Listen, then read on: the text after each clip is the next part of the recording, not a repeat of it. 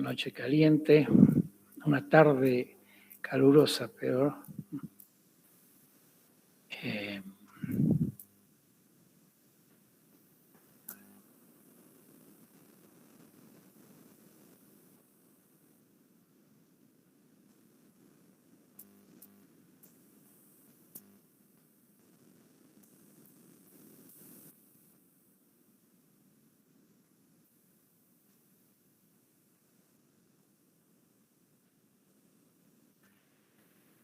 Muy bien.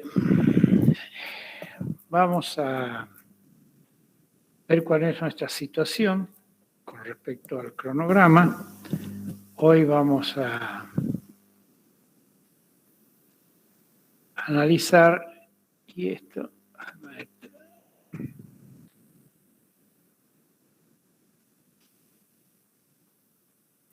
cómo es la situación de cada uno antes de entrar en pleno de la materia.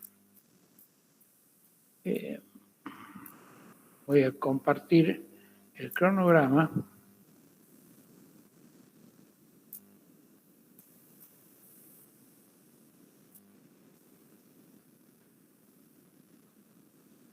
Esto es lo que vamos viendo. Recuerden que ustedes son una materia que se realiza redictado, por lo tanto, tenemos algunas opciones diferentes a las de los alumnos regulares. Bueno.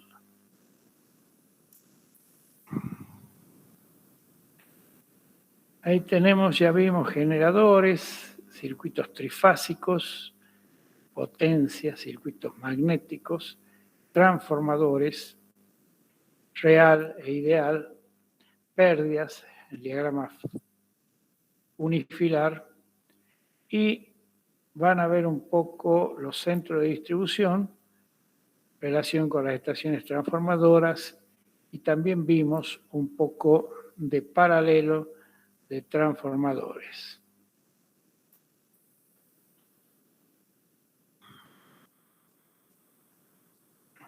Bueno, se siguen uniendo algunos alumnos. Vamos a ver.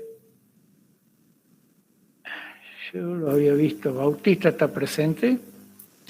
Jennifer Bautista sí está, ¿no? Bien. Ahora, ya que los he saludado, han visto que estamos frente a frente, face to face, vamos a iniciar la situación de por lo menos de los que están presentes acá, cómo están con respecto a las asistencias y con respecto a su presentación. Puede ser que la presentación de trabajos prácticos se han enviado entre ayer y hoy, algunos todavía no están insertas, pero en general están bastante bien. Bueno, ahora vamos a compartir el Excel. Me saco de pantalla, ya lo saludé.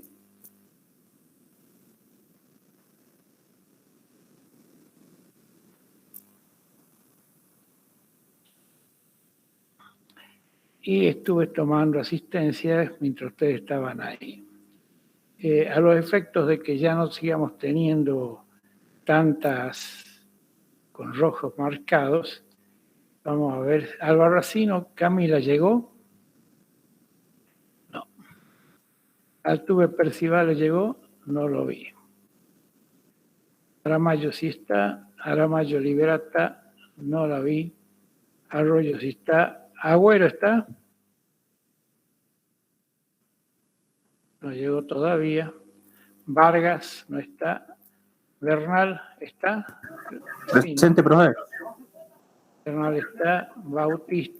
Barro, Valentina. No está. Y Bautista. Bueno, estos primeros que estamos viendo, hasta tanto terminen de ingresar los otros compañeros.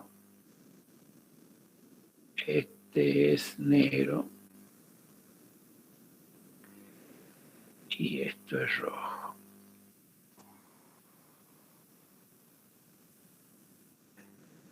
Bueno, toda esta gente es out, porque en el caso, vamos a ver del 1 al 10, la presentación de trabajos, del 1 al 10, esta señorita presentó un trabajo, Altuve presentó 1, Aramayo ninguno, Vargas 1, Barro ninguno. O sea que podemos dar de A baja a estos, le informan a ustedes sus compañeros, ocultar. Aramayo, ocultar. Vargas, ocultar. Barro Valentina, bueno, la copiemos a la forma y también la ocultamos.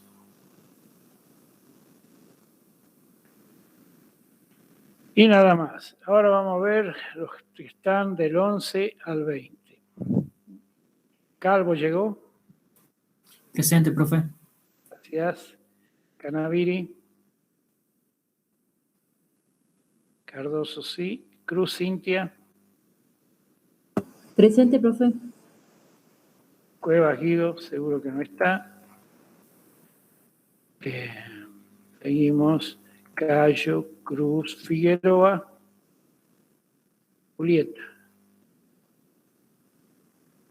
Guayma está. Iguitiam. Tampoco.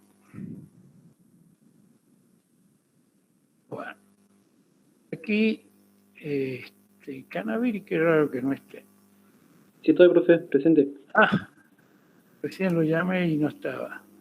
Sí, estoy y ya se sale esa parte justo. Ya estamos. Bueno, Cuevas queda afuera. Ocultar. Figueroa Julieta no llegó y Guitián no lo veo todavía. Hasta tanto llegue, si viene. La situación de estos, desde el 21 al 30, perdón, del 11 al 20, es la siguiente. Bueno, esto saquemos para que no nos confundan más.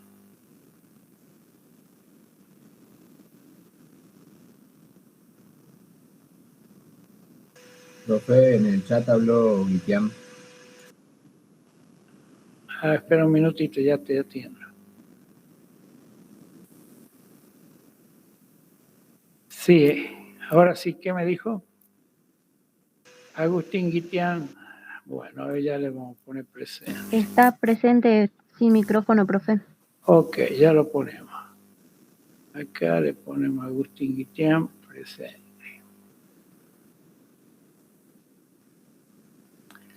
Bueno, analizamos desde el 11 al 20 cuál es la situación de cada uno.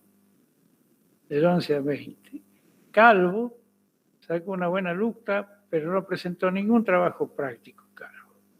Así que más le vale ponerse al día. Profe, yo sí le envié hoy le envié el TP2 teórico y el 1 sí se lo había entregado. No sé si no se lo perdió o algo. No, perderlo es difícil. Pero bueno, sí, mándelo. ¿Se lo vuelvo a reenviar? Correcto. ¿Se lo vuelvo a reenviar? Para que esto está actualizado hoy. Sí, Calvo, mándelo de nuevo. Bien, profe. Canaviri presentó un solo trabajo práctico y lo presentó tarde. Cardoso presentó un solo trabajo práctico. Cruz Cintia presentó uno solo. ¿Cuál, profe? ¿Cuál presentó usted? Generación, transmisión y factor de potencia y tarifas. Sí, y ya presentamos el de transformadores también. Bueno, entre hace 2 días o ayer o antes de ayer, porque todavía no lo tengo. Ah, claro, sí. Esta mañana en realidad, profe. Bueno, no presenten tarde porque le disminuye punto. Bien, Cruz profe. Cintia, Cayo tampoco presentó nada más que uno. Aquí tienen ustedes que nadie ha presentado más que uno. Cruz Rodrigo y Figueroa Julieta, el número 18, Figueroa Julieta, que está ausente hoy, no presentó ninguno. ¿Sí? y tiene 2 en el parcial. Guaymas no presentó nada más que 1 y Guitián presentó 1. Todos ustedes, teniendo algunos ya han cursado los trabajos prácticos, no lo han presentado. Vamos desde el 21 al 30. Bueno, 21. Gómez Marco, ¿está? Sí, profe, presente. Gracias. López David. Presente, profe. Rocío Mendoza sí la vi, ¿no? Aquí había 2 Mendoza. ¿Quién es la que está presente? ¿Rocío? Mendoza Adriana, profe. Gracias. Mendoza Adriana. Paredes Diegos. Presente, profe. Paredes Pérez Arnedo, sí lo vi, ¿no? Presente, profe. Pero Pérez Diego, perdón. Pérez Diego no está. Pérez Arnedo sí lo vi. Paredes, Diego, presente, profe. Paredes Diego. Y Daniela Pérez, ¿está? Presente, profe. Bueno, en la situación del 21 al 30 es la siguiente.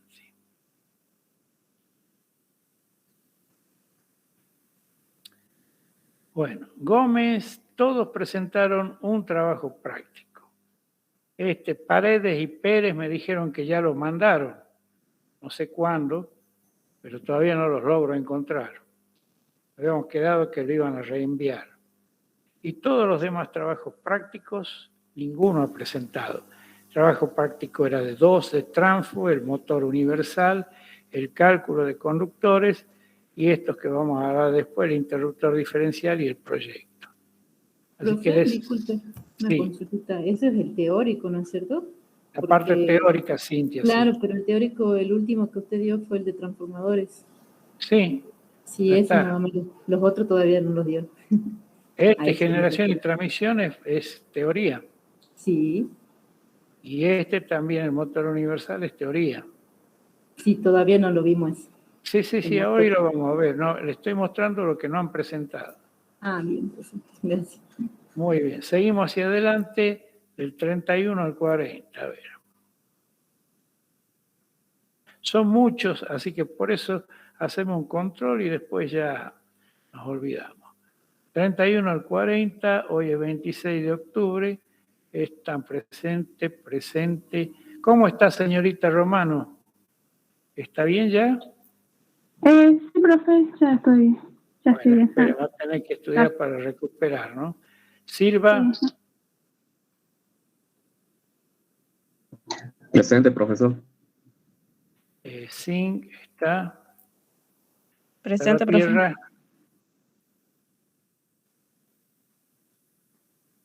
Torres. Presente, profe. Bueno, y acá me falta solamente Salvatierra, que no lo veo. La situación de ustedes es...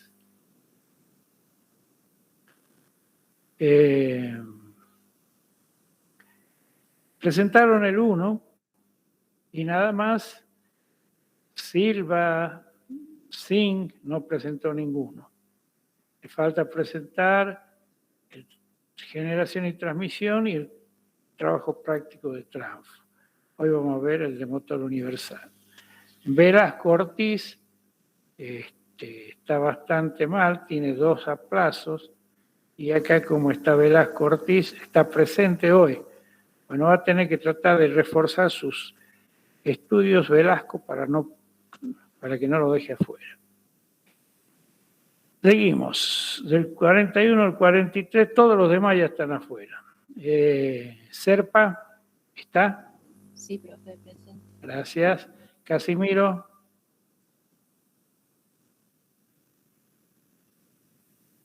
¿Y Zambrano? Presente, profe. Gracias. 41 al 43. Bueno, en el caso de Serpa, no presentó ninguno. En el caso de Casimiro, estamos ya Creo que está afuera Casimiro.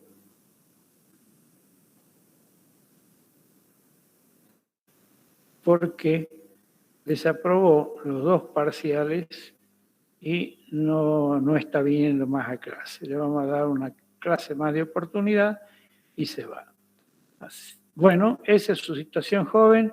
¿Alguno tiene algo para decir antes que empecemos con la clase propiamente dicha? Esto hacemos así y esta es su situación. Acá este el primer parcial, 19 de octubre, 26 de octubre. Agüero no llegó todavía. Ponemos como 0 Agüero. A ver si tenemos alguna oportunidad a otro. Mendoza Rodríguez Rocío. Llegó. Nada más. Y Salvatierra Guerrero. Sí, profe, acá estoy. Bueno. Somos 33. Antes éramos 40, ya hemos bajado a 33 y seguiremos bajando. Profe, ahí Figueroa Julieta escribió en el chat. Bueno, Figueroa Julieta, ¿dónde estará? A ver. Más arriba. ABCDF. Acá.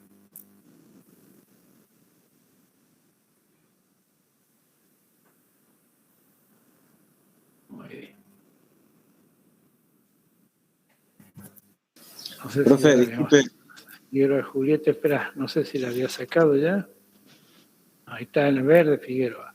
No presentó ningún trabajo Figueroa. Sí, lo escucho ahora. Fabio. Hola, profe. Pérez, Arnedo, yo, digamos, Paredes, Gómez y Zink, sí le enviamos el TP1 teórico, profe. Usted lo corrigió y se lo volvió a reenviar. Sí, me acuerdo y también le escribí hace 3, 4 días que por favor me lo reenvíen. Puede ser que hubo algún inconveniente, pero bueno, ya lo reenviamos, profe. No me acuerdo a quién le escribí ese mismo día de la clase pasada. Le escribí, por favor, reenviarlo al trabajo práctico corregido. Bueno. Sí, profe, a mí me había escrito. Y sí se lo había reenviado, pero ahora se lo volvió a reenviar por si las dudas. Capaz que no se envió bien. Aquí ya está, ahora esto está actualizado para que cada uno sepa su situación. El trabajo práctico 1 era generación, transmisión y tarifas. El trabajo práctico 2 es tipos de transfos. Diga cómo es un transfer. Al final de la hoja está el trabajo práctico que deben realizar.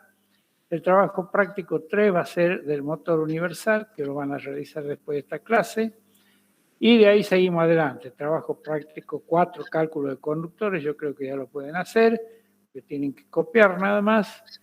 El 5 va a ser el interruptor diferencial y el 6 va a ser la instalación eléctrica, un plano. Respecto a los que ya están recursando, que la gran mayoría pueden presentar sus trabajos prácticos hechos el año pasado o antes, pero con una optimización. Y por favor, no se olviden de poner los nombres de los integrantes. Hay gente que ha mandado el trabajo práctico y solamente puedo considerarlo al que envió el trabajo práctico porque los otros no figuran. O capaz que ponen los nombres en el email y cuando yo lo bajo al TP a una carpeta, después lo abro, no sé de quién es. Muy bien. Estamos entonces listos con esto. Cerramos y pasamos a la clase propiamente dicha. Tenemos entonces que vamos a ver un poco el paralelo de transformadores, ya lo vimos. ¿Es así, señorita Sin? La clase pasada. Sí. Lo que no recuerdo es si le dije acerca de los centros de distribución, pero no obstante, vamos a repasar antes de entrar en motores en los centros de distribución que corresponde al tema 10. Pero eso es rápido y lo vamos a ver rápidamente. Ustedes lo tienen en la plataforma, lo vamos a ver ya nomás. Esto. Por favor, si ya lo vimos a este tema, no me hagan que lo repita porque simplemente lo tienen que estudiar. Yo creo que lo vimos, pero no estoy seguro. A ver, ¿usted qué dice? ¿Cómo se llama? Bernal, ¿lo vimos ese tema?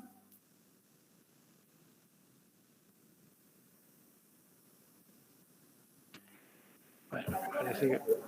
Sí, profe. Ya lo vimos, ¿no? Bueno, entonces no nos detenemos, ya que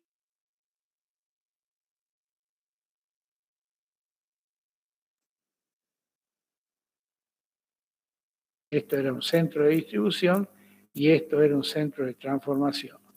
Por lo tanto, ese tema, para no demorarnos, lo sacamos ya. Hoy vamos a ver, de acuerdo al cronograma, vamos a entrar con motores, directamente con motores de inducción. A ver si hay algún otro tema, motores de inducción. Muy bien, este tema lo tienen ustedes en la plataforma, como van a ser ingenieros industriales, es muy importante que sepan bastante acerca de motores. Así que damos, sí lo escucho. Disculpe, sigue compartiendo la planilla de notas, de Excel, perdón. Bueno, ahí lo cambio. Compartir.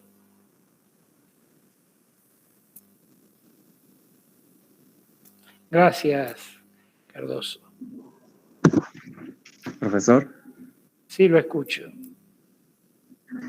Disculpe, creo que faltaba tengo acá un dibujo de transformador montado entre dos postes y creo que explicaba las partes, cuatrimestre pasado. Sí, eso va para la parte práctica, Jesús. Si no, después lo hacemos de nuevo, no hay problema. Vamos a entrar en máquinas hoy. El ingeniero Arce le debería dar eso. ¿Todavía no lo han hecho? Eso es parte de la práctica. No, ayer recién hicimos el TP3, profe. ¿De qué se trataba el TP3, Adri? ¿Estaban en qué? ¿En cálculos de circuitos todavía? magnéticos. Ah, bueno. Sí. Bueno, vamos a, si quieren lo vemos rápido, aunque él ya se lo va a dar, ya les busco la parte del transformador. Antes de entrar, denme un tiempo. Nociones generales, teoría. Con ustedes tengo que estar filoso, ¿no? Porque si me olvido de algo. Este no es. Tema 4. Transfo. Tipos de transfo. No lo tengo a mano. A ver, lo voy a tener que bajar de la plataforma. No me corte. Electrotecnia.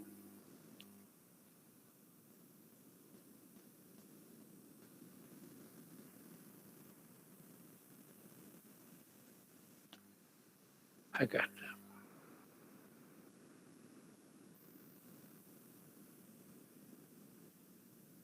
Este lo vamos acá.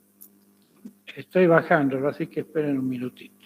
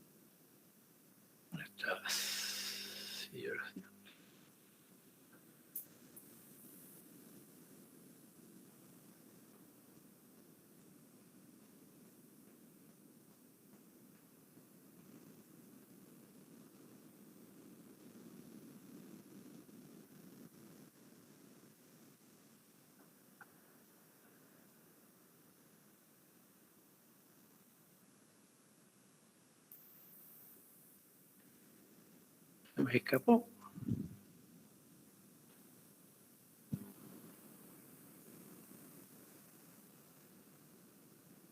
Acá está.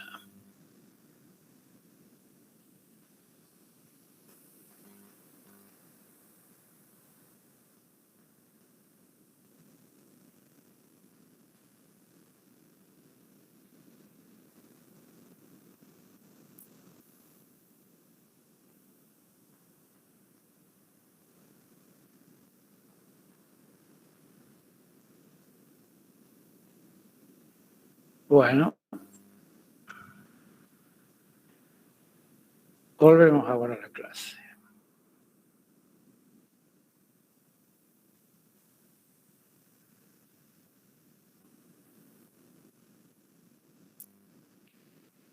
Muy bien. Ahí lo están viendo, el centro de transformación, están compartidos. Ignacio, Sí. gracias. Muy bien. Un centro de transformación, normalmente no podemos ubicar al transformador solo, porque si no sería una máquina eléctrica sin ver el entorno que la está rodeando a la máquina eléctrica.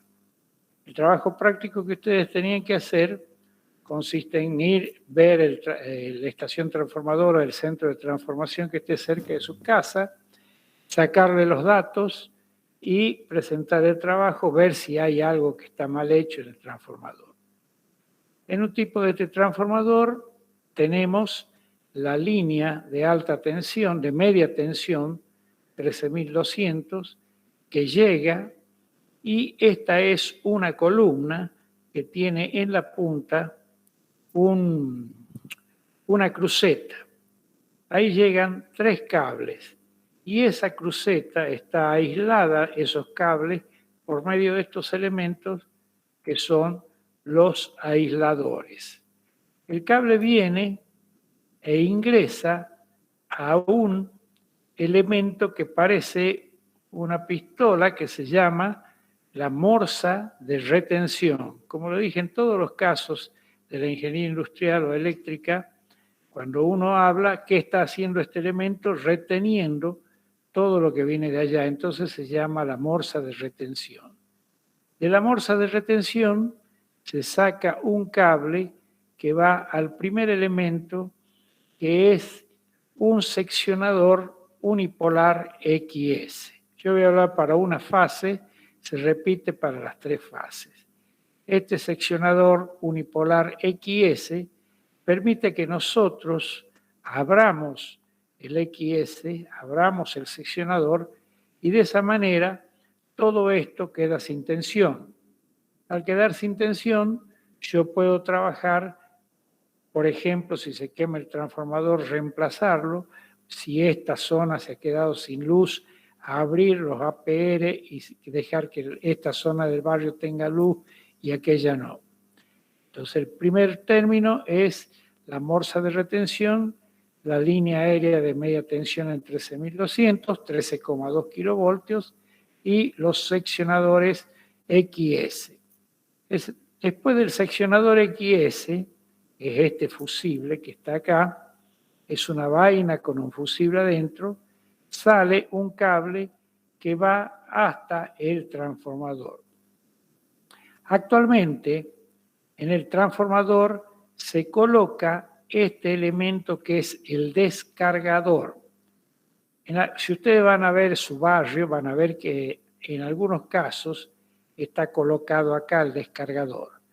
Por razones técnicas, actualmente el descargador va ubicado sobre los bornes de la máquina a los efectos de poder proteger a la máquina contra descargas atmosféricas. Entonces el descargador, su nombre lo indica, sirve para proteger contra descargas atmosféricas en el caso de que ocurra una onda o un rayo caiga por acá.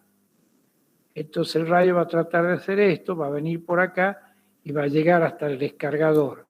Pero como el descargador está conectado a tierra, viene por toda esta zona, se viene hasta acá, viene hasta la jabalina y se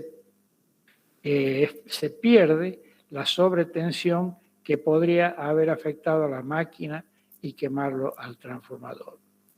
Entonces, 1, retención, 2, seccionador XS, 3, descargadores, y el 4, bueno, aquí un poquito está confuso el dibujo, vamos a ver si lo podemos acercar.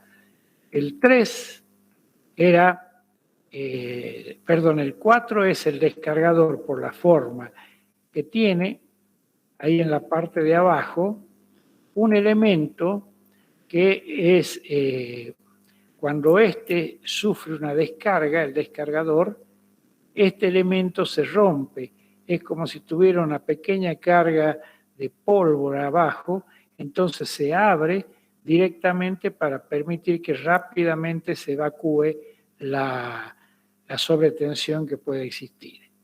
Un poquito más allá están los aisladores.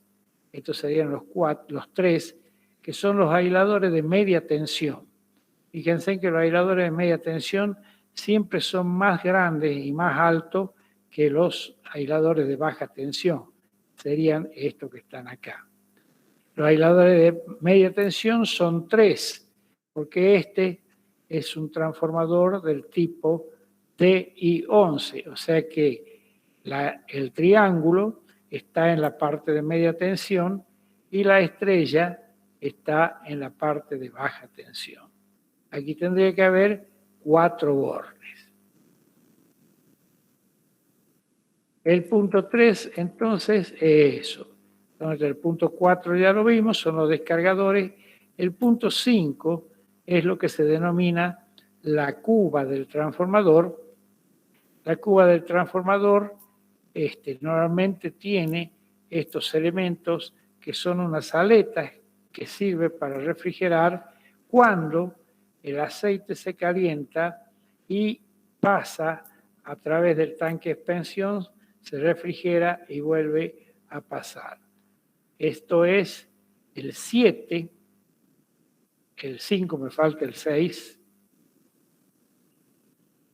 El 6 es un seccionador fusible, APR se llama. Significa en inglés que es una apertura rápida, ¿sí? Sin reconexión. Desde el transformador se conectan desde los bornes de baja tensión este cable, que pueden observar viene por acá y pasa por a través de este tubo y se lo lleva para esta salida. Esta salida va hacia allí y aquí viene la red aérea de baja tensión que sirve para distribuir a los consumidores este conductor preensamblado. Entonces el 6 es un seccionador fusible de baja tensión. Normalmente se llama APR. Esta estación transformadora tiene 2 salidas. Y será una salida hacia la izquierda y otra salida hacia la derecha. Naturalmente que todo el sistema, todo, debe estar conectado a tierra. Aquí cuando nosotros tenemos estos elementos, esta cruceta, esa cruceta tiene ahí en la parte de arriba un pequeño tuerca, tornillo, como le digan a usted, que se conecta a tierra. Y esa conexión a tierra viene bajando a lo largo de la columna, fíjense en todo esto que está acá bajando en líneas de puntos, sigue bajando hasta que llegan a una jabalina de puesta a tierra. Esa jabalina de puesta a tierra debe estar unida equipotencialmente con todas las bajadas de puesta a tierra. De la parte de baja tensión, también nosotros tenemos que bajar todo elemento metálico, incluida esta cruceta, hasta llegar a hacer lo que se llama una equipotencialización. Estas son jabalinas de acero cobre, normalmente son de 2 metros o 3 metros, depende del valor de puesta a tierra. Un valor de puesta a tierra que exige de esa anda alrededor de los 5 ohmios. El 9 es, ¿cuál habíamos ido? 6, 7, ya me pasa 1, 2, 3, el 8. Bueno, el 8 es la retención para baja tensión del cable preensamblado. ¿Sí? El 9, bueno, es la bajada de puesta a tierra y el 10 son las jabalinas. En cuanto a la estructura se utiliza una columna, como ser esta, que se la especifica, a esa columna se la especifica, a ver, podremos poner una nota acá, como 10,5 barra 1200 barra 3. ¿Qué significa eso? Que esta columna mide 10,50 metros y que nosotros podemos tirarla con el conductor o con lo que sea hasta 1200 kilogramos o 1200 newton fuerzas. Y el 3 significa que esta es una columna que tiene un coeficiente de seguridad de 3. Es decir, la columna normalmente estaría trabajando con 1200 dividido en 3, o sea, con 400 kilogramos de fuerza. Si es sometida a mayores fuerzas por caída de hielo el conductor, si es sometida a mayores fuerzas porque un auto ha chocado allá, otra pasa, la columna recién se va a romper cuando esta fuerza supere los 1200 kilos. Entonces, esta es una columna que tiene de 1200, que soporta hasta 1200 kilos de tiro o newton con un coeficiente de seguridad 3. Mientras que esta otra columna también se la especifica de forma parecida y normalmente es de 750, 600 barra 3. ¿Sí? ¿Qué significa eso, Florencia Serpa? A ver.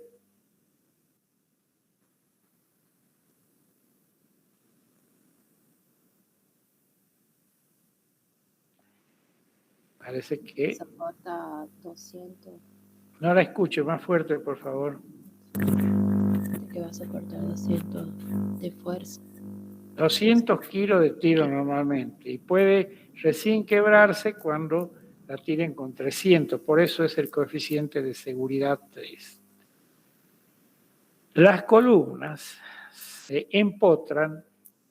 ¿Qué quiere decir el empotramiento? Se meten abajo en un 10% de su altura total. Y esta es una columna de 10%, de 10,50, el 10% de eso va a ser 1,05.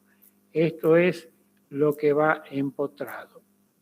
Es lo mismo para la columna de 7,50. Lo que hay acá es como un tornillo con tuerca que se llama el bloquete. Es el bloquete de puesta a tierra que permite que, como toda la columna esta está hecha con hierro y están soldados a este bloquete, permiten que todo este elemento esté conectado a tierra, toda la estructura esté conectada a tierra. Se llama el bloquete de puesta a tierra. Y con ellos después colocamos el transformador. Aquí, estos elementos que están aquí se llaman perfiles. Son perfiles de hierro galvanizado, el número 12, que sirven para soportar el peso del transformador. Estos elementos que ven ahí son dos grampas abrazaderas que sirven para colocarle en la rueda del transformador de manera que no se mueva. Estos que está acá se llaman los vínculos.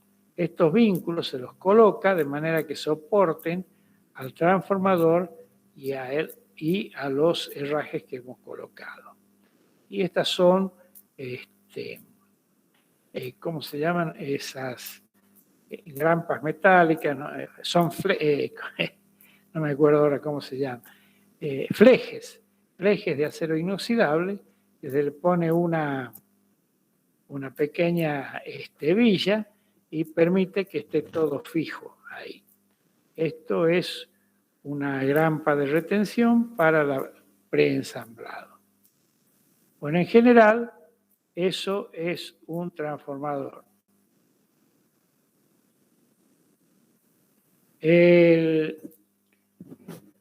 Ustedes, cuando vayan a hacer su trabajo práctico, si ahora pueden salir y ver un transformador cerca de su casa, hacen un registro fotográfico, observan y hacen un informe como si ustedes estuvieran realizando un trabajo para ver cómo está ese transformador. Primero que nada, observen, lo más importante es esto. Si tiene la puesta a tierra, normalmente la gente la corta esta puesta a tierra para ir a vender el cable de cobre. Actualmente no se está colocando ese cable de cobre, sino que se pone un cable de acero recubierto en cobre con 1 o 2 micrones. Cuesta mucho cortarlo y si lo cortan y lo quieren ir a vender, no le reconocen ni un peso, porque no tiene venta. Eso ha permitido mejorar las puestas a tierra. Se fijan cuando vayan a la calle esta situación. Segundo, hay que ver si no está perdiendo aceite el transformador. Ustedes van a ver sobre la calle una mancha de aceite o van a ver acá un depósito, una cierta casa, y ponen, como ustedes no se pueden arrimar, el transfo se observa que tiene una pequeña filtración de aceite. Luego van a ver y van a leer acá o acá, si pueden, la placa de transformación. Si no la pueden leer, los datos técnicos de la placa del transformador, sí van a leer un número grande escrito, por ejemplo, 315 kVA, que va a estar puesto en el tanque de expansión o en la parte frontal de la cuba. Y también van a leer en este lado, escrito acá o escrito acá con amarillo, van a poner SA 3255, supongamos. Eso significa que es una subestación transformadora aérea que lleva el número 35. Entonces, cuando EDESA manda a su gente a que reparen, ya le dicen directamente a la cuadrilla, dirigite a la calle XY, donde está la subestación transformadora 35, y revisa porque la gente se está quejando que no tiene luz. Entonces, ese dato sí lo tienen que destacar ustedes. Ahora, si se trata de una estación transformadora a nivel o subterránea, no van a poder leer. Lo único que van a ver afuera, van a SN, que significa subestación transformadora a nivel. ¿Sí? Y si es transformadora subterránea, no lo van a ver. Como están en los casos de la plaza, ahí frente a la Hacienda San Juan, ustedes van a ver que hay una placa metálica grande, un cuadrado, como de 2x2, y ahí abajo está el transformador. O abajo de la pérgola, donde van a bailar tango y los chicos hacen bailes, ahí abajo hay 2 transformadores. Frente a la Casa de la Cultura, en la calle Casero, si van caminando, van a observar que también hay otra placa metálica, ahí está el transformador. Para aquellos que vivan en esa zona, no van a poder determinar las características del transformador. Y finalmente, todos los transformadores tienen un punto verde. Ese punto verde ya les expliqué que significa que ese transformador es libre de PCB, que el aceite que tiene ese transformador es libre de PCB. Ya me acordé la palabra cómo circula el aceite. El aceite circula por convección, se llama, por convección. Cuando está caliente el aceite, empieza a salir por esta zona, va para allá y al tanque de expansión, donde está frío el aceite, vuelve a hacer el ciclo y va circulando en forma natural por convección. También tienen que ver si tiene el TAP, es decir, el elemento aquí en la placa, si ustedes, alguno la ve o alguien tiene un celular que puede captar con zoom, van a ver que tiene más menos 2,5%, más menos 5%, ¿sí? Eso, ¿para qué servía el TAP male suyo?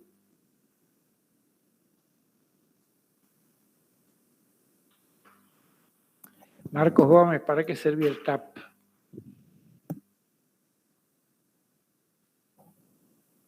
Natael Pérez, usted sí sabe, ¿para qué servía el TAP? ¿No era el interruptor de protección, profe? No. A la clase, ¿para qué servía el TAP? Que era una especificación de la placa obligatoria, excepto lo que ya lo han hecho. Bueno, estudien más, chicos. Era una de las características que estaban especificadas en la placa, que era obligatorio que lleve. Muy bien. ¿Alguna pregunta con respecto a las subestaciones transformadoras que ahora se llaman centro de transformación y el trabajo práctico con el que tienen que hacer? Hay otros, a ver si es que está en la plataforma, no me acuerdo, que debe estar, el centro de transformación rural, que se pone un solo transformador y el transformador rural tiene la forma de un cilindro. Y es exactamente lo mismo, parecido a esto, únicamente que lleva una sola columna, porque los transformadores rurales van hasta una potencia de 63 kVA. Eso es parte del trabajo práctico que estaba al final de la teoría que les puse en la plataforma. Muy bien, creo con eso haber ya hablado de lo que me preguntaban hace un rato. ¿Alguna duda más? ¿Alguien tiene alguna Profesor. pregunta? Sí, Jesús, lo escucho. ¿Y qué es? A veces se ve unos cables que bajan en forma diagonal, casi formando un triángulo con el poste. Ah, bueno, ese no, ya le muestro. Sí, se trata de riendas.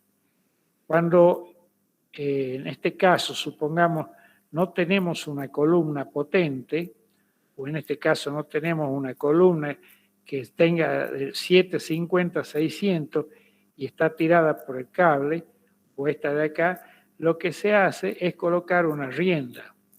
Eso se llama una rienda para que el transformador soporte todo. Supongamos acá que la línea está viniendo de este lado. Que las líneas estén viniendo de esta parte de acá. ¿Sí? Esa es la línea de media tensión. Entonces, esta columna, yo no tenía una columna de 1050, 1200 como para tener. Solamente tengo una columna de 1050, 400 o 500. Entonces, ¿qué hago? Es colocarle una columna, una rienda se llama, ya, acá, por acá. ¿Sí? Bueno, así. Y esa columna de rienda va hasta la tierra. Y se le pone acá un aislador. Esa es una rienda para poder ayudarle que esta columna, si era de 300, de 500 y es sometida a un tiro mayor al que está diseñada, esa rienda aumenta el tiro de la columna. Es decir, que si no se va a quebrar, por más que estemos con 600 kilos. Esas riendas se utilizan tanto para alta como para baja tensión. ¿Estamos, Silva? Era esto. Sí, gracias, profesor. Sí, van a ver en varios lugares, no solamente en las líneas de eléctricas o en las estaciones transformadoras, sino también en muchas veces los de Telecom también usan las riendas. Ellos usan una rienda diferente que hace este trabajo, ponen acá una placa metálica y vuelven a bajar. Eso se llama una rienda autosostenida. Hacen así y vuelven a bajar para no ocupar demasiado espacio en la vía pública. ¿Alguien más tiene alguna duda? Ya saben qué hacer, tienen que estudiar antes de hacer el informe. Si no hay para más, cerramos este tema y entramos en el nuevo tema. Vamos a cerrar, tenemos esta presentación. Y esto cerramos acá, donde estamos, este es este bipostre.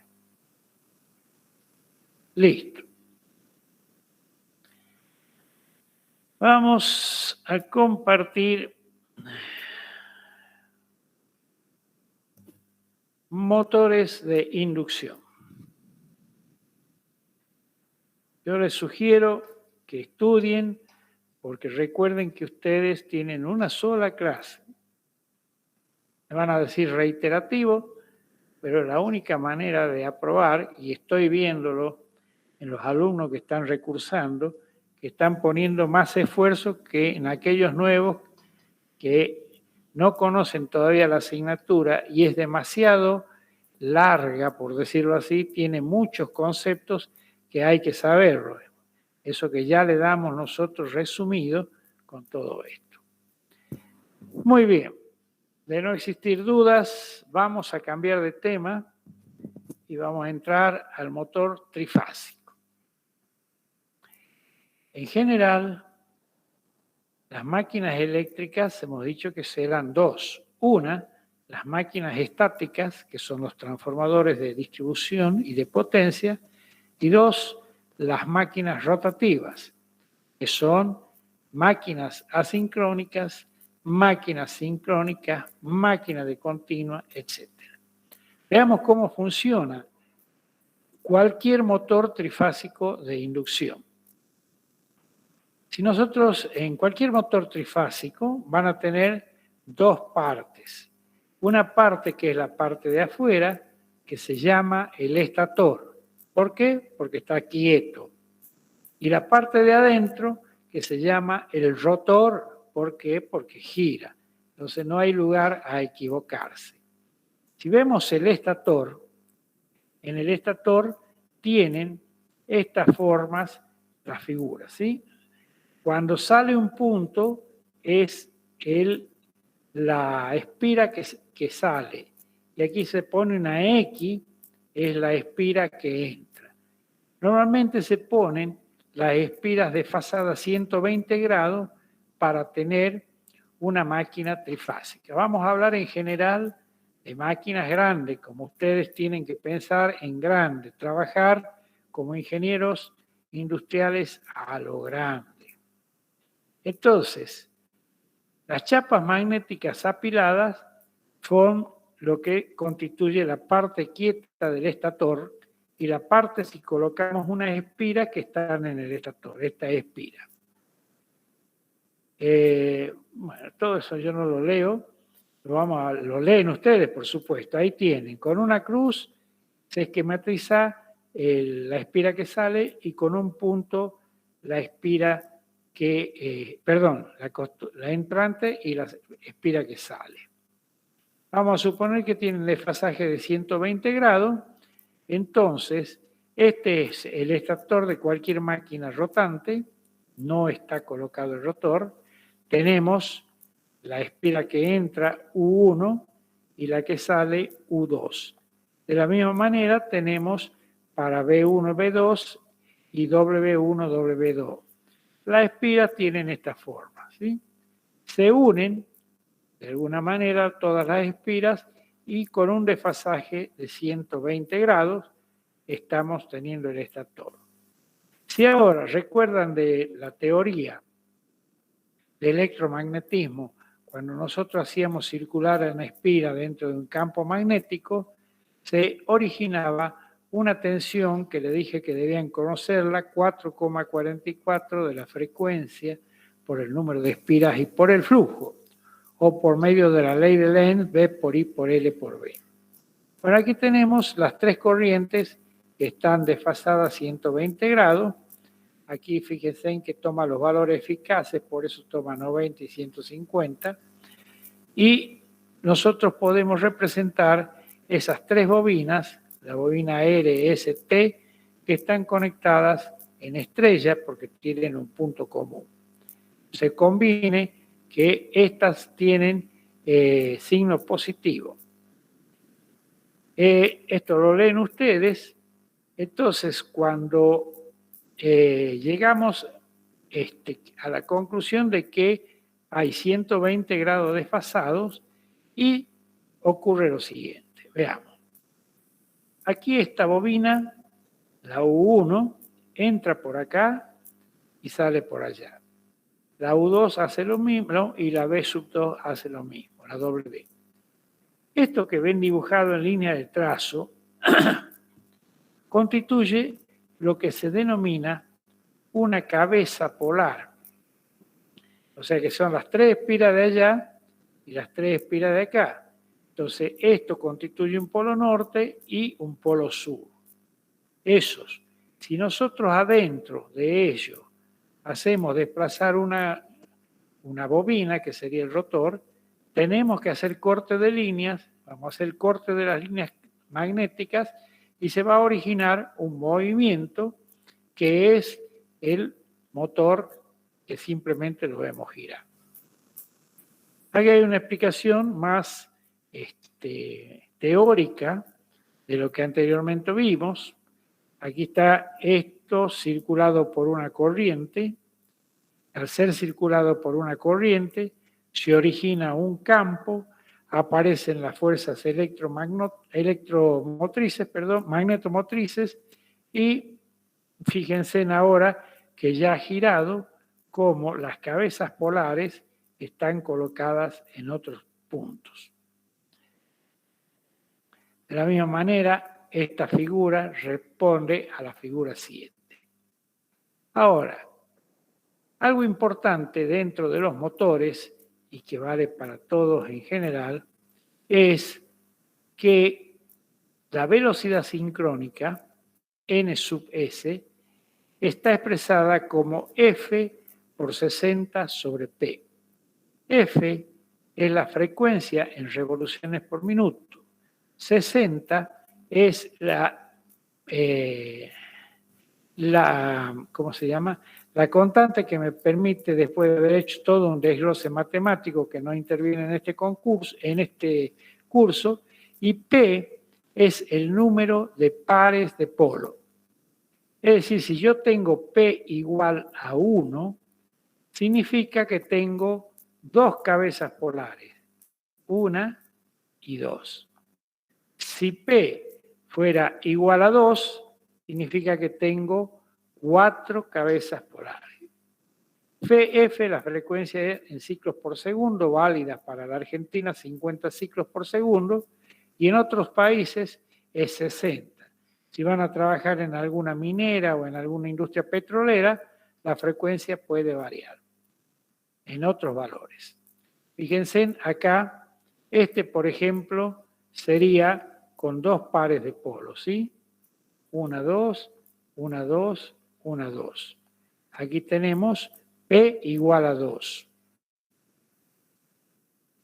Aquí tenemos 4 polos magnéticos. Tenemos 1, 2, 3 y 4. O sea que P en este caso vale 2. Aquí tenemos cómo se lo conecta. Ustedes no van a construir la máquina, pero puede suceder de que un conductor se les haya desconectado y entonces van a ver que la máquina está zapateando, van a decir, che, para. Antes de cualquier cosa, verificar si está bien el grupo de conexión, verificar cómo está la situación al electricista. Ustedes son los jefes que están guiando a la persona porque ustedes tienen el conocimiento. Bueno, este es el detalle cuando tenemos otro tipo de desfasaje. Ahora, ¿cómo funciona este motor? Habíamos dicho que si este es el estator, ahora ya no tiene dibujada la espira ni nada. Y adentro del estator nosotros colocamos una bobina. Si esa bobina, o esa espira en este caso, empieza a girar dentro de un campo magnético, se origina una fuerza. Y esa fuerza electromotriz hace que empiece a girar indefinidamente ese motor. Eso constituye el principio básico de cualquier motor. Ahora bien, si nosotros cortocircuitamos acá y acá, fíjense, acá estaba cortocircuitado el principio, ahora lo cortocircuitamos a esta parte de acá. Sigue siendo una espira que va a girar dentro del campo magnético del estator. Y si sigue girando, quiere decir que se van a originar corrientes. Y si se originan corrientes, quiere decir que aparece una fuerza. Y si aparece una fuerza, quiere decir que tienen que ser fuerzas antagónicas para que pueda seguir girando. Y esa fuerza era I por L por B. Entonces, aparece esta situación. Y este era el estator, este es el flujo magnético, y esta es la espira que está girando, la espira que sale y que entra dentro del estator.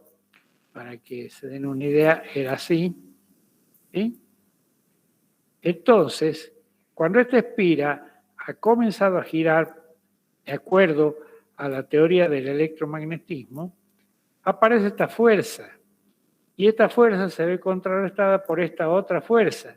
Como aparecen las dos fuerzas, empieza a girar indefinidamente y tenemos un motor que es del tipo asincrónico, donde está girando el campo y está girando la espira. No es tan sencillo. Esto está hecho a los efectos de que ustedes comprendan cómo se produce el giro. Ahora bien, si quieren hacerlo más fácil,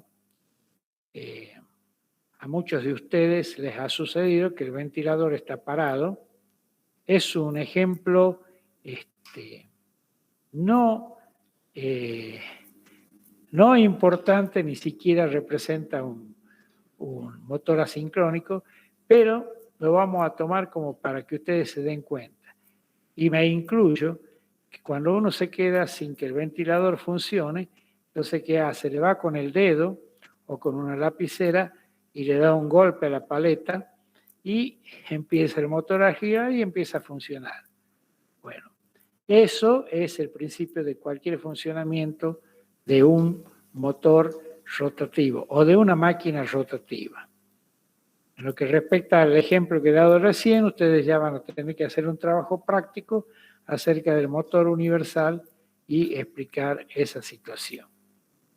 ¿Sí? Vamos a ver a Fátima Mamani, usted que es estudiosa. ¿Ha comprendido cómo funciona un motor rotativo?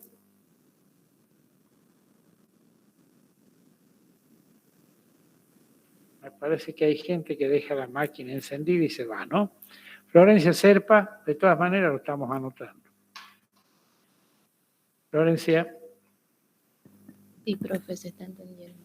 Lo comprendido, después lo tienen que estudiar. Para mí lo importante es que lo entiendan. Después lo tienen que estudiar en profundidad para poder conocer y para poder aplicarlo después en la calle, ¿no?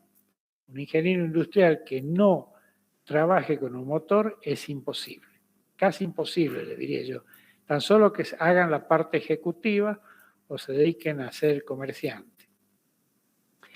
Muy bien, seguimos hacia adelante.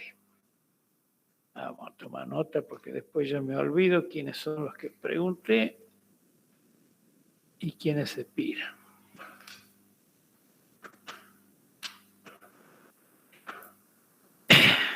Visto esto, cómo funciona cualquier motor o máquina rotativa, en base a los principios electromagnéticos, vamos a ver qué tipos de rotores existen para los motores. Hay fundamentalmente tres tipos o dos tipos de motores, más en una generalidad, hay dos tipos de rotores. Uno que se llama el rotor bobinado. El rotor bobinado, esto vuelvo a repetirle, esta es la máquina, la parte de afuera es el estator, la parte de adentro es el rotor. Aquí se lo asienta sobre estos elementos que son los cojinetes. Piensen en cualquier motor que hayan visto por ahí, en un motor en cualquier industria que hayan ido, en el motor que van cuando a hacer arreglar la rueda, que está funcionando para el compresor, ese tapida en cualquier motor. Pero este motor en especial, el de rotor bobinado, tiene la característica que se permite insertar resistencias a través de las escobillas para el rotor.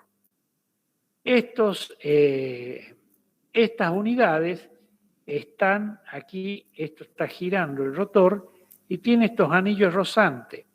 Y esos anillos rosantes están lo que ustedes denominan carbón por medio de las escobillas y vamos insertando resistencias para mejorar la corriente de arranque, el momento de arranque y disminuir la corriente en el arranque. Los motores asincrónicos, en general, cuando arrancan, tienen una gran corriente de arranque. Normalmente, esa corriente actual debe andar entre 7 y 15 veces la corriente de arranque nominal. Es decir, que si este motor es de 5 kilowatts, o sea, 5 HP, o de 3 HP como que hay en los edificios, cuando el motor arranca, la corriente nominal de este debe ser de 5 amperes. Cuando el motor arranca, se va hasta casi 15 amperes. Entonces, produce en el entorno, a la vuelta donde ustedes viven, produce una baja de tensión. Varios habrán observado que si viven cerca de un taller mecánico, cuando arrancan los motores, en su casa la luz produce un bajón hasta que se estabiliza. O aquellos que tienen heladeras eléctricas viejas, esas grandes que parecían un armario, tienen el motor arriba, cuando arranca en la casa se produce un bajón. Eso es por la gran corriente de arranque que sufre cualquier máquina asincrónica. Habíamos clasificado entonces a los rotores en dos. Primero, el rotor bobinado, que de la inserción de resistencias exteriores. La única máquina que permite la inserción de resistencias exteriores es el de rotor bobinado. Estas máquinas son muy grandes, demasiado grandes. No es normal ver, por ejemplo, se las observa en la industria azucarera, en la industria naval, son muy grandes y no es usual conocerlas. En el laboratorio está cerca de la planta piloto, donde nosotros tenemos el laboratorio de electrotecnia. Muchas veces, algunos de los que están cursando ya han podido ver una pequeña máquina que sirve para demostrar cómo se inserta las resistencias. El segundo tipo de rotor se llama el rotor en cortocircuito o jaula de ardilla. Cuando nosotros vimos acá, habíamos visto que esta era la espira que giraba y estaba cerrada de esta forma. Y después la cortocircuitamos acá. Entonces vimos que lo mismo seguía circulando corriente, daba la vuelta y aparecían estas dos fuerzas que permitían que siga girando. Entonces ese tipo de rotor se llama el rotor en cortocircuito o jaula de ardilla. Observen, aquí tenemos un rotor trifásica, que tenemos la 1, la 2 y la 3, los conductores están desplazados en un ángulo de 60 grados, este es el estator y este es el rotor que va a girar dentro del estator. Como dice rotor en cortocircuito o jaula de ardilla, inmediatamente yo tengo que pensar que esto es algo que está cortocircuitado. Entonces sí, está cortocircuitado por medio de una corona circular que une los conductores, y esta es la corona circular que tiene los 6 bornes donde van cada una de las espiras. Y como es muy parecido a una jaula de ardilla, por eso se lo denomina rotor en cortocircuito o rotor en jaula de ardilla. En este momento, las corrientes que circulan por los conductores van a estar unidas en un punto común. Entonces, si están unidas en un nodo, podemos representarlas mediante esta forma. Este es un circuito equivalente donde tenemos una fuente con una impedancia y todas las corrientes circulan a un punto común. ¿Sí? Eso es lo que está ocurriendo cuando hacemos esto. Esas corrientes que circulan, este es el circuito equivalente. O sea que ya estamos entrando un poco dentro de la ingeniería, dejando la explicación que es informativa para entrar más en el circuito como ingeniero. Este circuito de las corrientes de la I1 a la I4 tienen el mismo valor, pero sentido de circulación opuesta. Bueno, lo leen a esto, no me voy a poner a leerlo. Aquí hay un error con esta flecha. Las flechas estas tienen que ir al revés, 3 de estas flechas. Este rotor se construye simplemente con un conjunto de chapas magnéticas en el cual se practican las ranuras, se funden y son de aluminio. Y en la punta se colocan las coronas. Es de una gran rigidez ante los esfuerzos que sufre por la fuerza centrífuga. Fíjense que está dando vuelta muy rápidamente y por los esfuerzos de la corriente de cortocircuito. Esto, cuando ustedes ven el lavarropa es una máquina sincrónica monofásica que empieza a girar rápidamente el motor y cuando está centrifugando y hay una gran corriente, entonces hay una gran corriente y una gran fuerza centrífuga. Hay que tratar de que esto sea lo más rígido posible. Al final de la clase les voy a mostrar algunas máquinas para que tengan idea. Estamos en la parte teórica. Vemos resbalamiento y hacemos un alto porque ya me cansé de escucharme. El resbalamiento. La velocidad n del rotor, es decir, este es el rotor,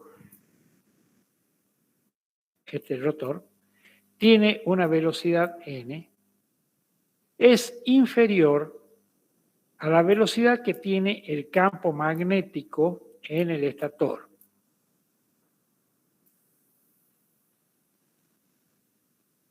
Del campo magnético rotante. Dicha diferencia se suele expresar por medio, aquí en Argentina le llamamos resbalamiento. En otros lugares le dicen deslizamiento. El resbalamiento, S, es igual a ns, que es la velocidad de sincronismo, menos n, que es la velocidad de rotórica, dividido en la velocidad de sincronismo. Este concepto es nuevo para lo que estamos viendo y es importante aprenderlo. Ahora, si el rotor está detenido, porque n era la velocidad del rotor, esto vale 0. ns sobre ns vale 1. Si el rotor gira a la velocidad de sincronismo, vamos a tener ns menos ns. O sea que esto vale 0. El resbalamiento vale 0. Eso implica que el resbalamiento solamente puede variar entre 0 y 1. Son los valores extremos que pueda tener el resbalamiento. Jóvenes, hacemos un descanso de un café y volvemos. Nos vemos Bueno, enseguida. profe. Bueno, profe. Bueno, profe.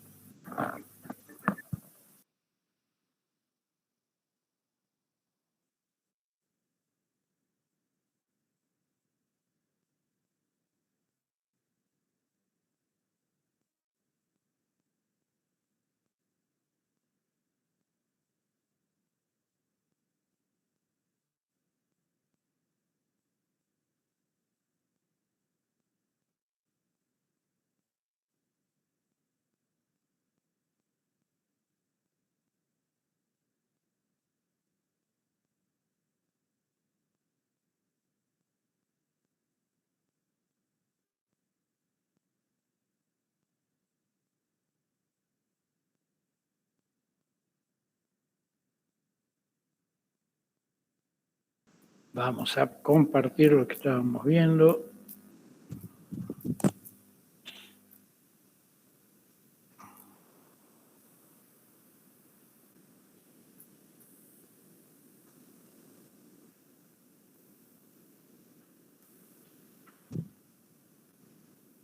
Profe, Sí, lo una estoy escuchando. consulta de resbalamiento. Sí, Brian. Usted dijo que el resbalamiento varía entre 0 y 1. 0 Correcto. para n igual a 0 y 1 para n igual a ns. Sí. ¿Qué pasa si n es igual a menos ns? Bueno, la pregunta es buena. Trabaja como freno, ya lo vamos a ver. ¿Usted ya la ha cursado alguna vez o no? Sí, profe, pero en ese caso no sería entre 0 y 1, entonces 0 y 2 no sería, o 2. Bueno, lo que pasa es que estamos viendo recién los principios. No, el resbalamiento está siempre entre 0 y 1, pero cuando trabaja en el cuadrante negativo puede valer 2, que es cuando trabaja como freno. Ya lo vamos a ver enseguida, Brian. Gracias, profe. Volvemos.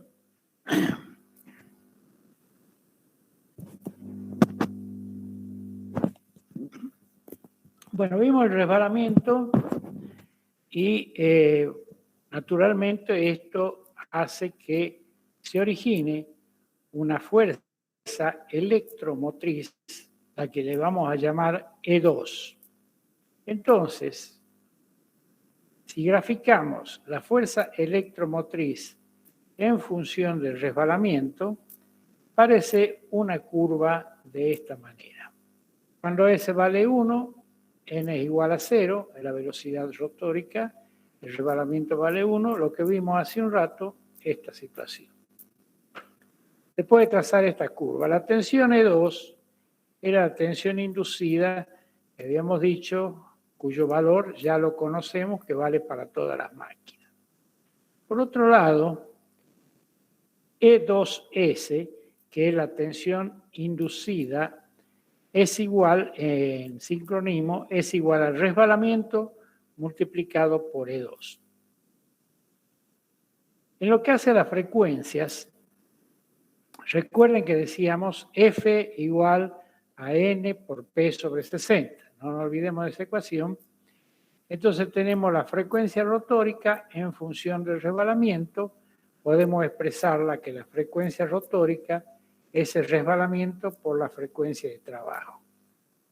Con todo ello podemos sacar el circuito equivalente del motor trifásico. El circuito motor trifásico, vamos a analizar una fase. Tenemos la tensión U1, que es la tensión que está al principio. Va a haber una pérdida en la resistencia estatórica, una pérdida en la reactancia estatórica de una fase, y como habíamos dicho anteriormente, tenemos las pérdidas magnetizantes, que va a ser en la reactancia de magnetización I sub P, y las pérdidas multiplicadas por I sub M. De manera que la corriente I sub 1,0, que habíamos visto en circuitos magnéticos, es la suma de estas dos corrientes y es la corriente estatórica del vacío. Esta sería la bobina ideal del estator. Pero si esto es ideal y suponemos que no hay pérdidas, esta tensión U sub 1 tendría que ser igual a la tensión E sub 1. ¿Ha vuelto la señorita Serpa? Segundo llamado. Seguimos. Deje de expirarse, la vamos a hacer breve. ¿Sí? Porque estamos controlándola y hay varios que se retiran y dejan la máquina encendida. Bueno, alguien que no la haya cursado antes. Camila Salvatierra, ¿usted la cursó antes?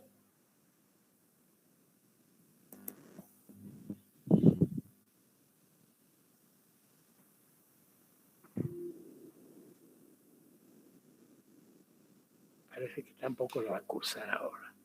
Claudia Arroyo, usted la cursó, ¿no?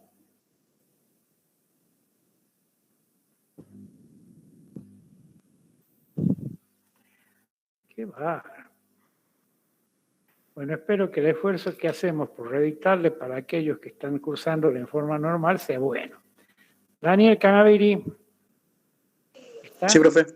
Sí. Bueno, a ver, ¿a qué le hace acordar este circuito equivalente? Bien, Daniel, punto a favor. Y parece el circuito equivalente del transformador, donde tiene las pérdidas. Correcto. Es exactamente el mismo. Exactamente el mismo. Entonces quiere decir que a esto nosotros también podríamos hacerlo como hacíamos con el transformador cuando hagamos el rotor, hacerlo referir al primario. Entonces, si ya estamos viendo que se comporta como un circuito del transformador y sabemos que la reactancia de dispersión en el secundario era 2pi por la frecuencia por la inductancia, sacando todas estas fórmulas, y habíamos dicho que cuando en el transformador esto se podía despreciar al hacer el circuito equivalente, también en este podemos despreciarlo.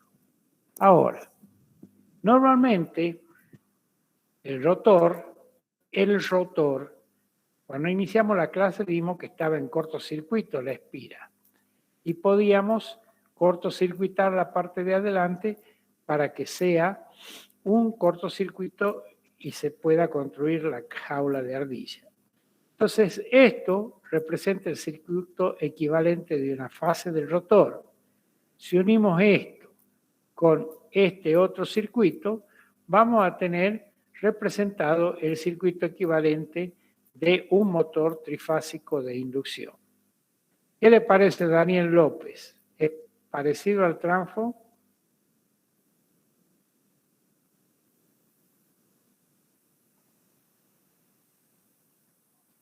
David Alejandro, perdón. Se abstiene. Diego Maximiliano Paredes. Sí, profe. ¿Qué opina con respecto a esto? ¿Parecido al circuito equivalente del transformador? Sí, profe. ¿En qué? Para toda la clase, colabore, lo que están atendiendo. ¿Tiene un primario? Sí. ¿Tiene un secundario? Sí, profe. Sí, profe. ¿Tiene pérdidas centrales? Sí. ¿Tiene pérdida en el hierro? Sí. Entonces, es muy similar al circuito que veíamos en el transformador, donde esta parte representaba el estator y esta parte representaba el rotor. Con todo eso, ya nosotros podemos construir un diagrama equivalente para esto.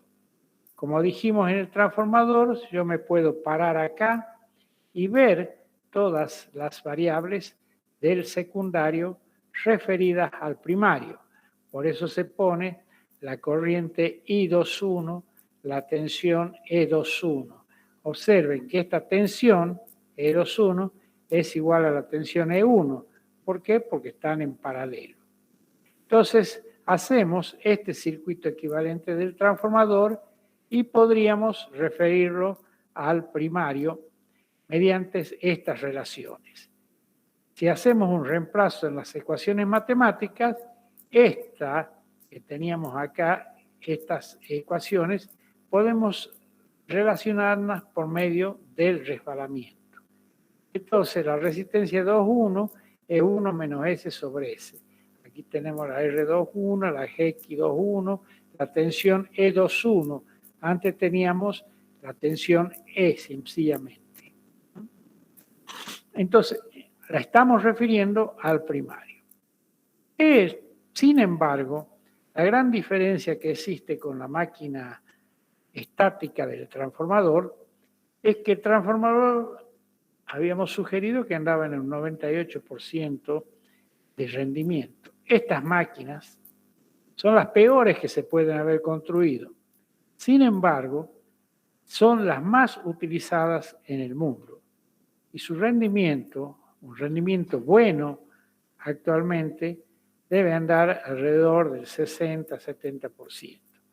Son máquinas que no tienen rendimiento. Cuando más caras son, tratan de mejorar el rendimiento. Las que ustedes conocen normalmente tienen muy poco rendimiento. Veamos ahora el flujo de potencia. Aquí. Habíamos hecho el circuito equivalente.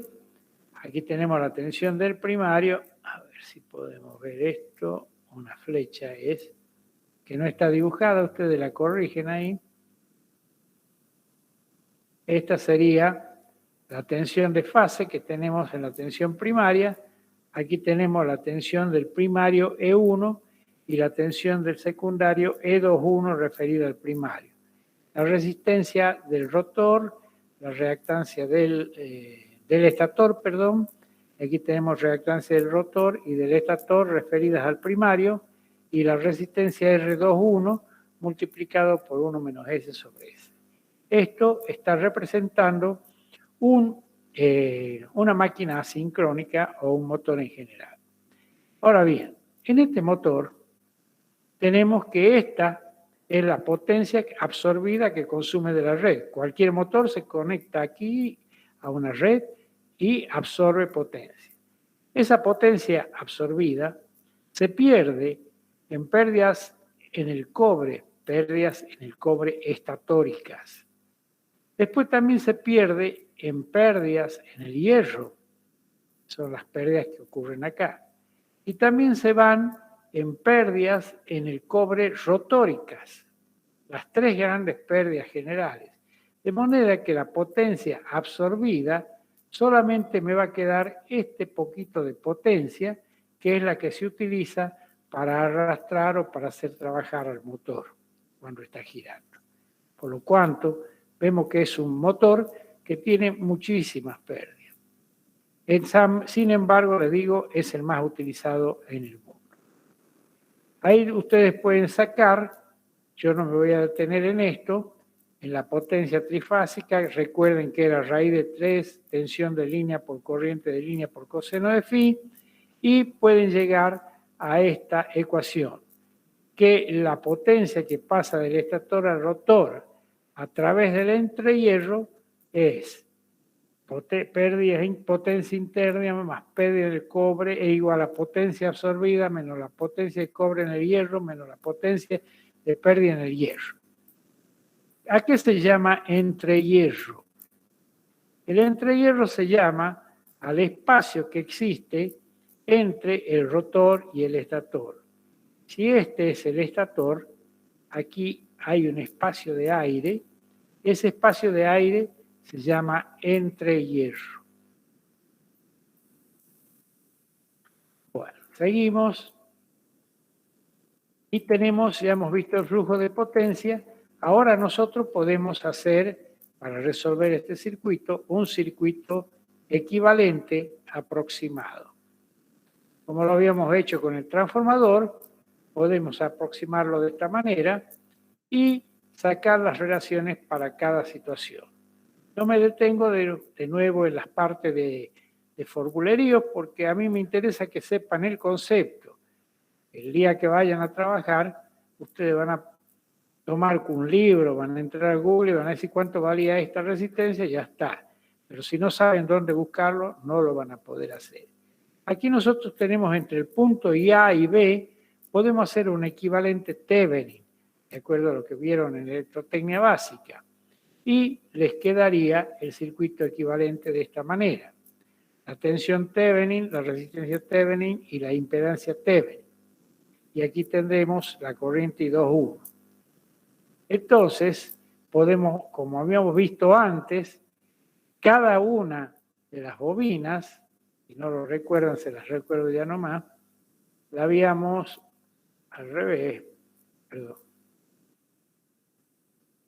Aquí la habíamos refasado de esta manera, como los equivalentes Thevenin. Bueno, entonces tenemos ahora que averiguar acerca de la potencia y de la cupla. Recuerden que teníamos el rotor, que se aparecía una fuerza para acá, una fuerza para allá, que me permitía que gire. Esa se llama la cupla interna o el momento. De acuerdo al circuito equivalente, nosotros podemos representar la resistencia como R21 por 1 menos S sobre S, que era lo que estaba acá, y la cupla interna va a estar dado como T potencia sobre omega. Omega era igual a 2πf.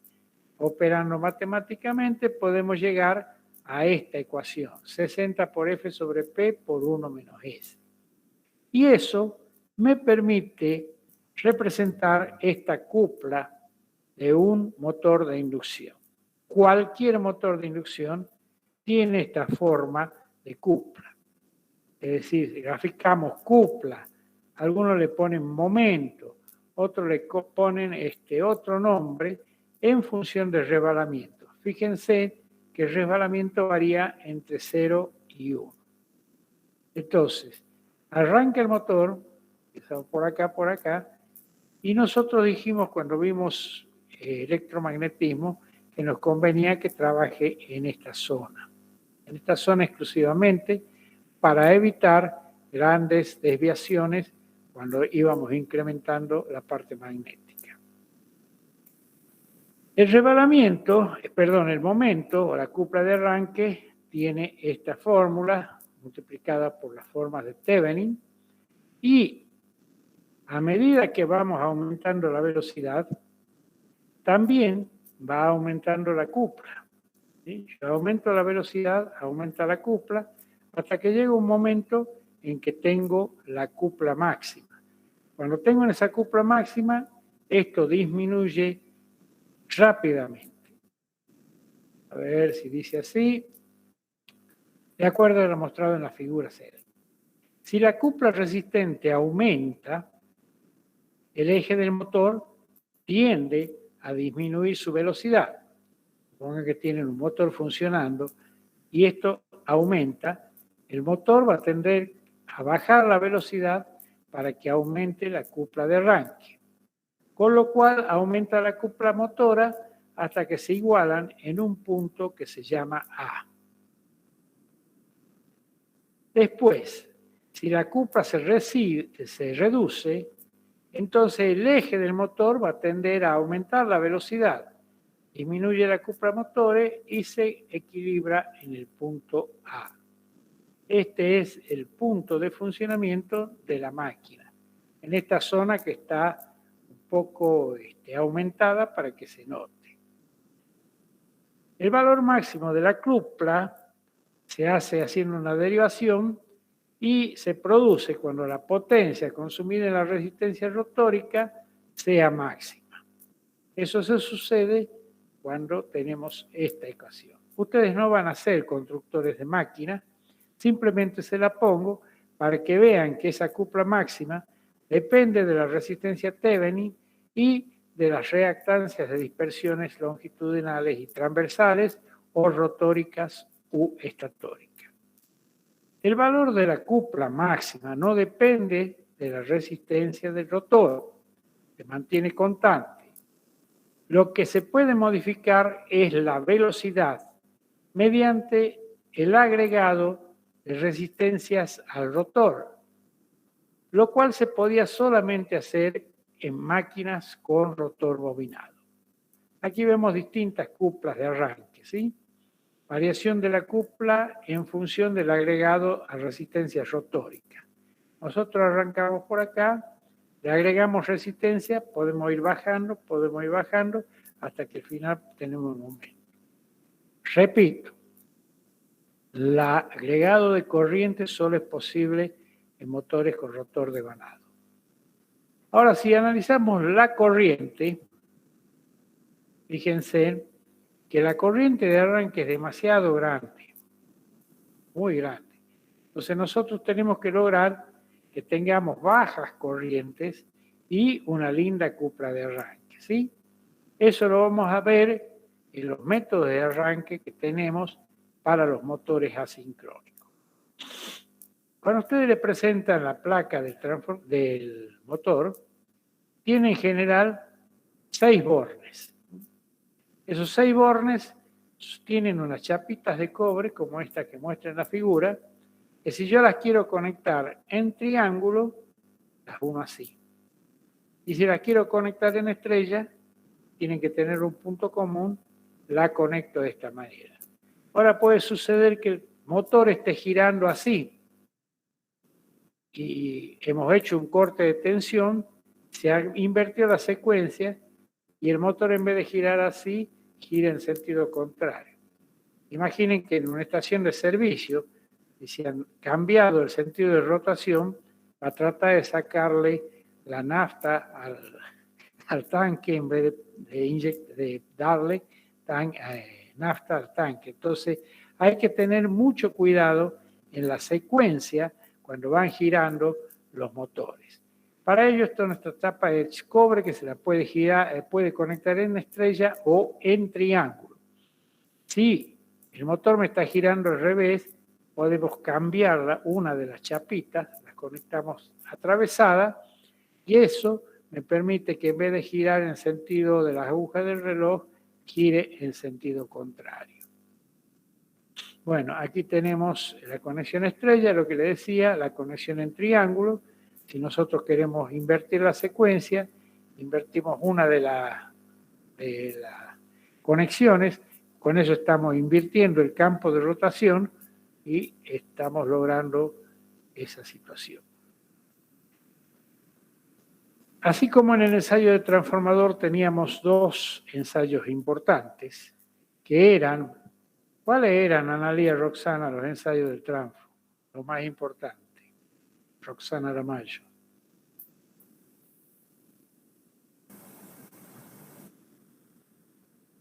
Ay, profe, disculpe, no lo leí. Bien, Andrea Guaymas, ¿cuáles eran?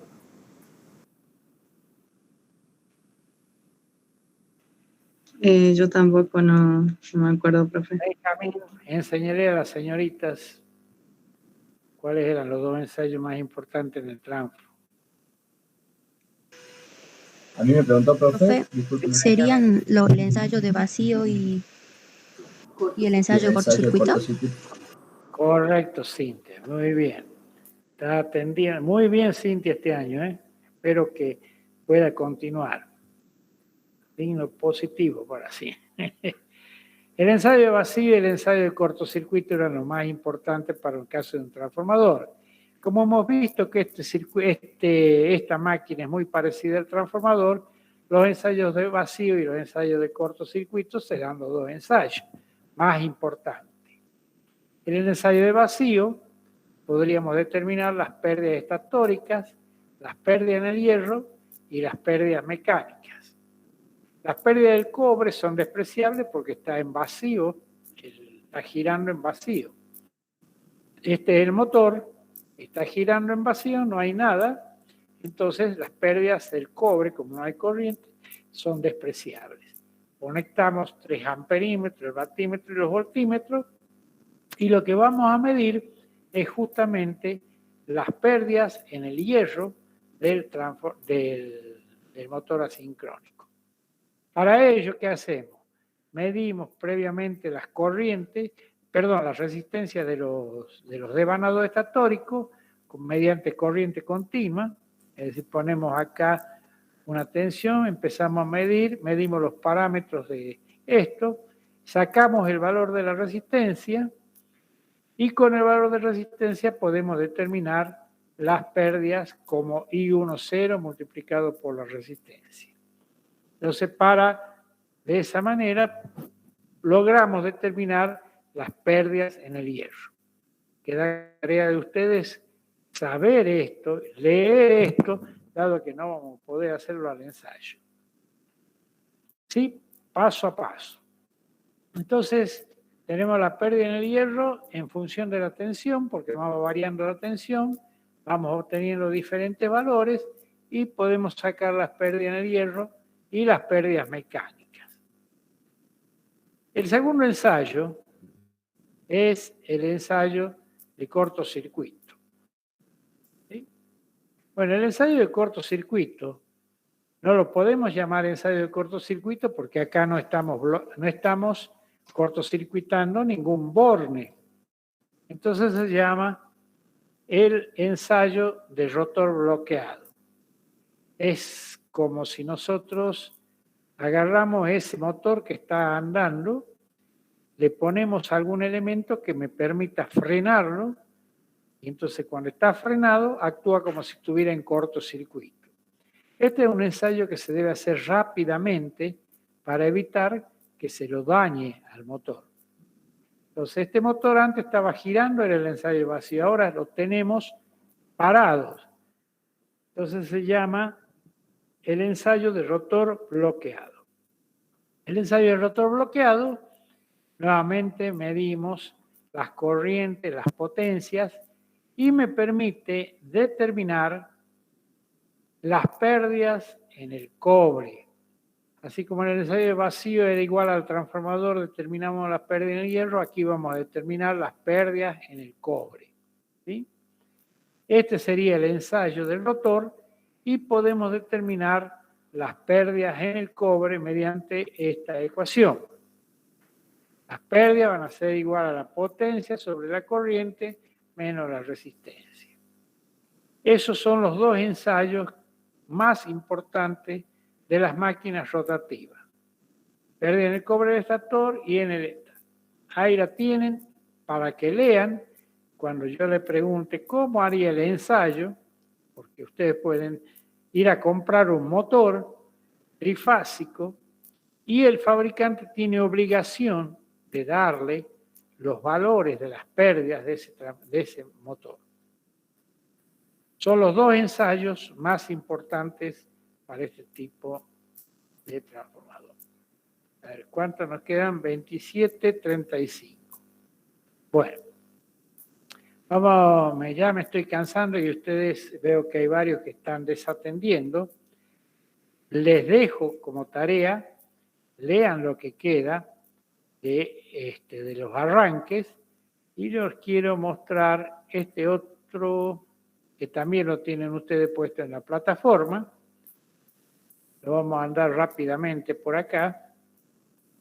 Aquí tienen el estator, el rotor. Cuando el estator y el rotor tienen la misma velocidad, no es un motor asincrónico. Tiene que haber diferencia de velocidades para que sea un asincrónico. Ahí está la máquina con, en general, una máquina común. Observe. Esto es el eje de cualquier máquina. Estas paletas son para ventilar, por eso tienen esas rejillas atrás para que no se recaliente. Aquí tienen los 6 bornes que le permite colocar a la máquina como ustedes deseen y la placa de datos característicos de la máquina o del motor que es importante. Este evidentemente es por las características constructivas. A ver, Camila Salvatierra, ¿qué tipo de rotor será este? ¿Qué tipo de rotor?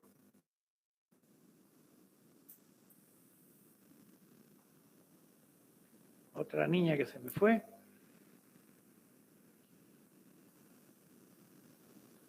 Bueno, Cintia Cruz estuvo trabajando. A ver, alguien que no haya participado todavía. Mal es suyo. ¿Qué opina? ¿Cómo es esto?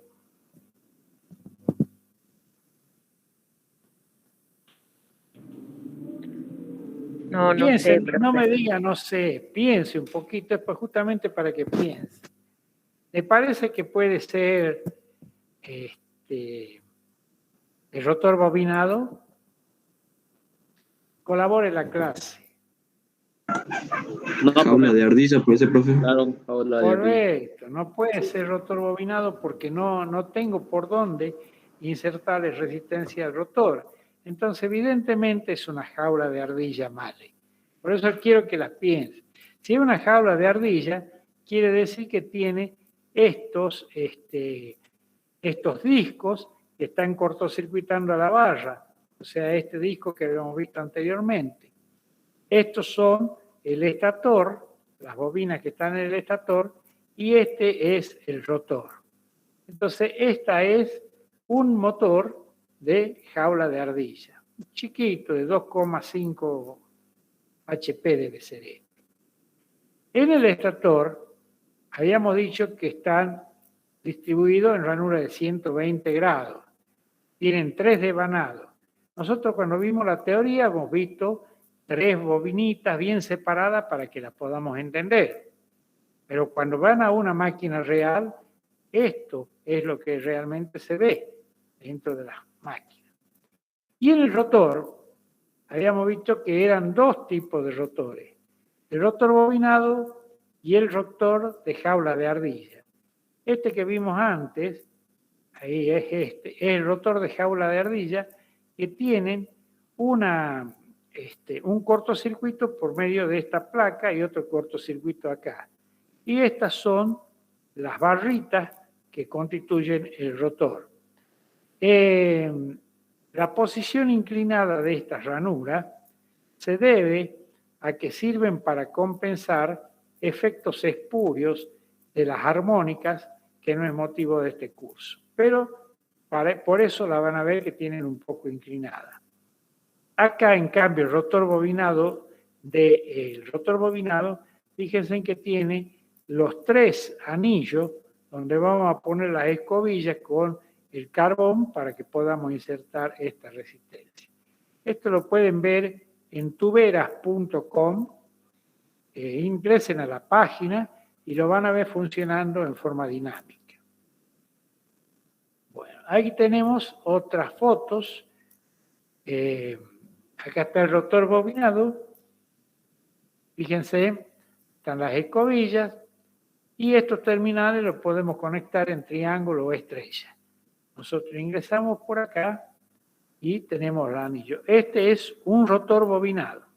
Cada espira parece una silla de montar, como si fuera una silla de montar en un caballo. Son de esta forma, así y así. Este es el estator, el rotor bobinado, pero no era tan simple como nosotros lo veíamos anteriormente. Es demasiado grande, son máquinas grandes. Y este es el rotor, también de este estator. Fíjense que están las escobillas, está el rotor bobinado y están las partes de la ranura. Aquí tenemos el que veíamos hace un rato, el motor con jaula de ardilla, ¿sí? Importantísimo que tenga las características de placa. Después la leemos o van adelantando y lo van leyendo ustedes. Ahí tenemos un rotor que puede ser todo liso, se llama de polos lisos. Normalmente los rotores son como jaula de ardilla, son de esta manera. Las jaulas de ardilla, habíamos dicho que están un poco inclinadas para permitir una compensación de las corrientes espurias y de los campos no deseados, para compensar las armónicas. Que no entramos. Ustedes sepan que hay 2, jaula de ardilla y rotor bobinado. Sin embargo, esto ya es informativo, vamos terminando la clase para que ustedes lo lean bien. Hay otros que se llama el rotor con doble jaula de ardilla. La jaula de ardilla puede ser diferente. Aquí tenemos el rotor con doble jaula de ardilla, de esta manera. Este es un motor muy superior al anterior, donde empieza a trabajar en esta zona y cuando ya entra en régimen, pasa a la jaula superior. Observe que cuando empieza a trabajar, la corriente es muy chiquita y la corriente en el azul es bastante grande. La C significa cupla. Entonces, cuando yo ya llego a esta zona, la dejo trabajando ahí y paso con una hermosa cupla a trabajar en la zona negra. Otro rotor que se conoce es el rotor de ranuras profundas. El rotor de ranuras profundas se pone una barra de cobre en vez de poner el conductor y cuando arranca, observen que la densidad de corriente acá es muy chiquita y arriba es demasiado grande. En la medida que vamos arrancando, logramos que la distribución de corriente en la placa esta sea proporcional en toda la corriente y me mejora el rendimiento de este transformador. Bueno, ahí tienen ustedes cómo es el par motor en función de la jaula de ardilla y hasta ahí vamos a llegar porque les quería mostrar que todo lo que hablamos en teoría está plenamente relacionado con la práctica.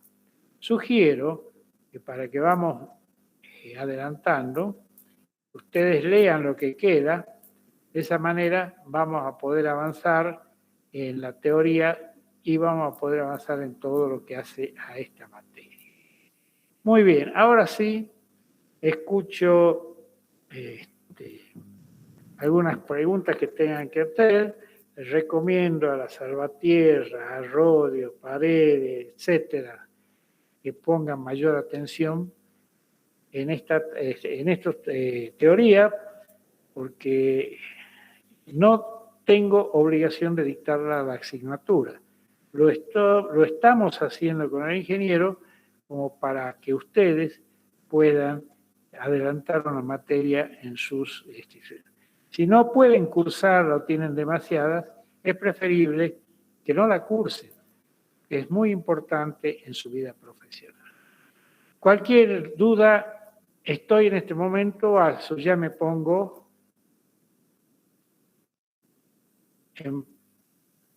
aquí estamos y lo que quieran preguntar los escucho. Algo con respecto a la teoría, tienen que estudiarla. Algo con respecto a los trabajos prácticos, deben presentarlos para no quedar libres. Los grupos, por favor, que lleven en el trabajo práctico el número de la gente que constituye el grupo. Y me ha dicho el ingeniero Arce que probablemente les va a dictar un trabajo práctico en el laboratorio, para ustedes no, que son muy muchos, pero quizás lo haga en partes, si puede. Si no puede, no le podemos obligar. Si no tienen dudas, estaríamos viéndonos el próximo martes, si Dios quiere. ¿Estamos? Espero que todos aquellos que han demostrado participar, como Daniel Canavira, como Cardoso, como Cintia, que están llevando la materia al día, sigan de esa forma para que sirvan de ejemplo a sus compañeros que están durmiendo. Bueno, nada más, chicos. Les deseo que descansen, que tengan un excelente resto de semana en lo que queda y que la próxima clase, cuando yo pregunte, ya estemos todos